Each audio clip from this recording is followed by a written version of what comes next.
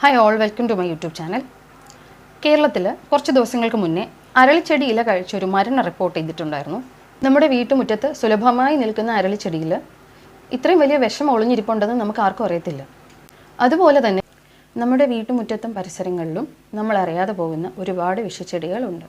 അത് നമുക്കും മൃഗങ്ങൾക്കും ഒരുപോലെ ഹാനികരം തന്നെയാണ്. അവ ഏതൊക്കെയാണെന്ന് നമുക്ക് നോക്കാം. ഒന്ന്, ആവണക്ക്. റിസിനസ് കമ്മ്യൂണിസ് എന്ന് പറയുന്ന ആവണക്ക് ആയുർവേദത്തിൽ നീര് മാറാനും വേദനയ്ക്കും ഒക്കെ ഉപയോഗിക്കുന്നുണ്ട്. ആവണക്കെണ്ണ മുടി വളരാൻ നമ്മൾ ഉപയോഗിക്കാറുണ്ട്. പക്ഷേ ഇതിൽ റിസിൻ എന്നും RCA-N2 എന്നും 2 വിഷം അടങ്ങിയിട്ടുണ്ട്. 1 തൊട്ട് 4 വരെ വിത്തുകൾ ശരീരത്തിനകത്ത് പോയി കഴിഞ്ഞാൽ വയറുവേദന, രക്തം കലർന്ന വയറിളക്കം, വേദനാജനകമായ മരണമാണ് സംഭവിക്കുന്നത്. 2, കുന്നിക്കുരു. അബ്രസ് പ്രിക്കട്ടോറിയസ് എന്ന് പറയുന്ന കുന്നിക്കുരു നമ്മുടെ വീടുകളിലും പരിസരത്തും സുലഭമായി കാണുന്ന ഒരു ചെടിയാണ്, ഒരു വള്ളിച്ചെടിയാണിത്. ഇത് കുട്ടികൾ ഇതിൻ്റെ കുരുവൊക്കെ പറക്കി വെച്ചിട്ട് കളിക്കാനൊക്കെ ഉപയോഗിക്കാറുണ്ട് പണ്ട് കാലങ്ങളിൽ. ഇപ്പോഴും അത് ധാരാളമായി നമ്മുടെ വീടുകളിലും പരിസരത്തും കാണാറുണ്ട്.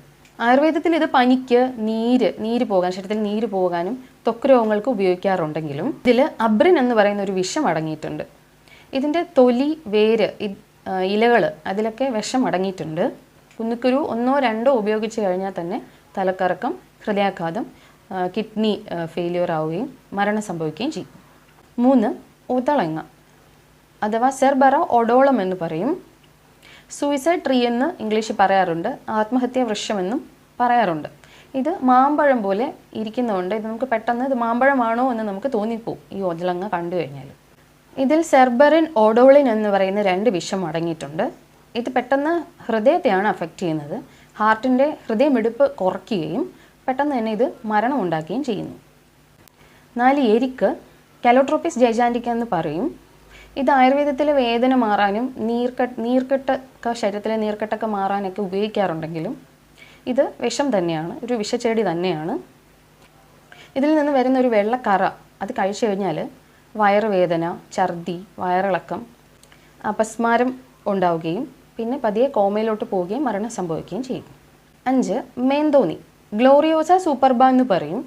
നമ്മുടെ വീടിലും പരിസരത്തും സുലഭമായി കാണുന്ന ഒരു തരം ചെടിയാണ് മേന്തോന്നി.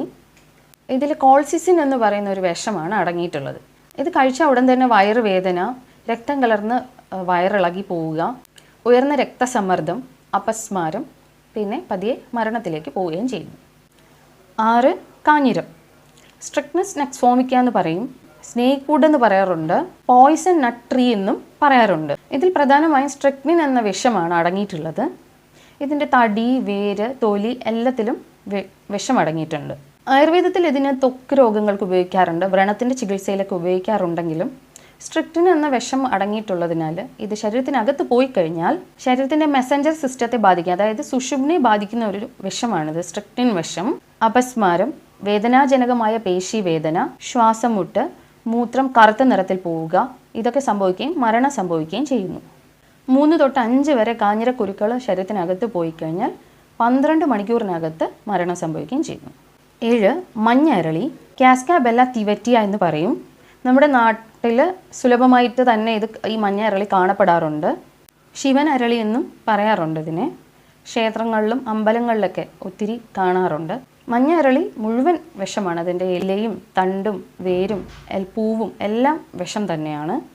ഇത് ആയുർവേദത്തിൽ വ്രണത്തിൻ്റെ ചികിത്സയിൽ ഉപയോഗിക്കുന്നുണ്ടെങ്കിലും ഇത് ശരീരത്തിനകത്ത് പോയി കഴിഞ്ഞാൽ വയറുവേദന, വയറിളക്കം, ഹൃദയമിടിപ്പ് കുറയ്ക്കുകയും മരണം സംഭവിക്കുകയും ചെയ്യും. 8, ഉമ്മത്ത്. ദത്തൂര എന്ന് പറയും. ഇത് സാധാരണ ശ്വാസകോശ രോഗങ്ങൾക്കാണ് ആയുർവേദത്തിൽ ഉപയോഗിക്കുന്നുണ്ടെങ്കിലും ഇതിൽ അട്രോപ്പിൻ, ഹയോസയാമിൻ എന്ന 2 വിഷങ്ങൾ അടങ്ങിയിട്ടുണ്ട്. ഉമ്മത്തിൻ്റെ വിഷം ശരീരത്തിനകത്ത് പോയി കഴിഞ്ഞാൽ മസ്തിഷ്കത്തിൻ്റെ പ്രവർത്തനം മന്ദമാവുകയും ശരീരം പാരാലിസിസിലേക്ക് പോവുകയും ചെയ്യുന്നു. കൃഷ്ണമണികൾ വികസിക്കുകയും മരണം സംഭവിക്കുകയും ചെയ്യുന്നു. 9, ഡിഫൻ ബാച്ചിയ. അത് ഒരു അലങ്കാര ചെടികളാണ്. നമ്മുടെ വീടുകളിലും ഓഫീസുകളിലൊക്കെ ഇൻഡോർ പ്ലാന്റായിട്ട് നമ്മൾ വെക്കാറുണ്ട്. ഒരു അലങ്കാര ചെടിയായിട്ടാണ് അത് മെയിൻലി നമ്മൾ ഉപയോഗിക്കാറുള്ളത്. ഇതിനെ ഡംകെയിൻ എന്നും പറയാറുണ്ട്, ലെപ്പേർഡ് ലില്ലി എന്നും സാധാരണ പറയാറുണ്ട്. ഇതിൻ്റെ ഇലകളിൽ കാൽസ്യം ഓക്സലേറ്റ് ക്രിസ്റ്റൽസ് ഉള്ളതിനാൽ ഇത് ശരീരത്തിനകത്ത് പ്രവേശിച്ചു കഴിഞ്ഞാൽ വായിൽ വയ്ക്കുമ്പോൾ തന്നെ വായിൽ പൊള്ളൽ അനുഭവപ്പെടുകയും അന്നനാളത്തിലൊക്കെ പൊള്ളൽ അനുഭവപ്പെടുകയും വയറുവേദന, നീറ്റൽ, നീര് പുകയുന്ന വേദനയൊക്കെ ഉണ്ടാവുകയും ചെയ്യുന്നുണ്ട്. കൂടാതെ ശ്വാസമുട്ട് അനുഭവപ്പെടുകയും മരണം സംഭവിക്കുകയും ചെയ്യും. 10 കമ്മട്ടിക്ക, ജട്രോഫ കർക്കാസ് എന്ന് പറയും. കടലാവണക്കെന്ന് അല്ലെങ്കിൽ കാട്ടാവണക്കെന്നും പറയാറുണ്ട്. സൈക്കിക് നട്ടെന്നും പറയാറുണ്ട്. ഇതിൽ കുർസിൻ എന്ന് പറയുന്ന ഒരു വിഷമാണ് അടങ്ങിയിട്ടുള്ളത്. ഇത് കഴിക്കുമ്പോൾ തന്നെ വയറുവേദന, ഛർദി ഉണ്ടാവാറുണ്ട്, കാഴ്ച നഷ്ടപ്പെടുക, കേൾവി കുറയുക, ഹൃദയസ്തംഭനം, അത് കഴിഞ്ഞതിന് ശേഷം മരണം സംഭവിക്കുകയും ചെയ്യുന്നു. 11 നമ്മൾ നേരത്തെ പറഞ്ഞൊരു ചെടിയാണ് അരളി. നീരിയം ഓഡോറം എന്ന് പറയുന്ന അരളി പിങ്ക് വെള്ള നിറത്തിലുള്ള പൂക്കളോടുകൂടി നമ്മുടെ വീടുകളിലും പാതയോരങ്ങളിലൊക്കെ സുലഭമായി കാണുന്ന ഒരു ചെടി തന്നെയാണ്.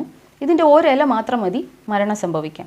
നല്ല മണമുള്ള പൂക്കളോട് കൂടിയ ഈ അരളിച്ചെടി ഫുൾ വിഷം തന്നെയാണ്. അതിൻ്റെ തണ്ട്, ഇല, പൂക്കൾ, വേര് എല്ലാം വിഷമാണ്. ഇത് ശരീരത്തിനകത്ത് പോയി കഴിഞ്ഞാൽ മണിക്കൂറുകൾ കൊണ്ട് തന്നെ ഹൃദയാഘാതവും മരണവും സംഭവിക്കും. 12 സർപ്പപ്പോള അല്ലെങ്കിൽ മരൽ എന്ന് പറയാറുണ്ട്. സ്നേക്ക് പ്ലാന്റ് എന്നും പറയാറുണ്ട്. ഇത് നമ്മുടെ വീടുകളിലും ഓഫീസുകളിലൊക്കെ അലങ്കാര ചെടികളായിട്ട് നമ്മൾ വളർത്തുന്നൊരു ചെടിയാണിത്.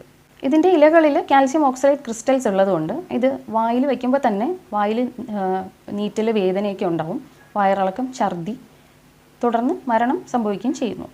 ഇത്രയും ചെടികളാണ് നമ്മുടെ വീടുകളിലും പരിസരങ്ങളിലും സുലഭമായി കണ്ടുവരുന്ന വിഷച്ചെടികൾ.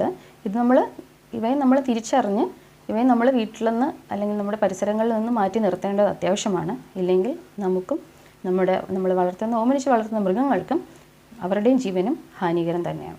അപ്പോൾ ഇത്രയേ ഉള്ളൂ ഇന്നത്തെ വീഡിയോ. Thank you.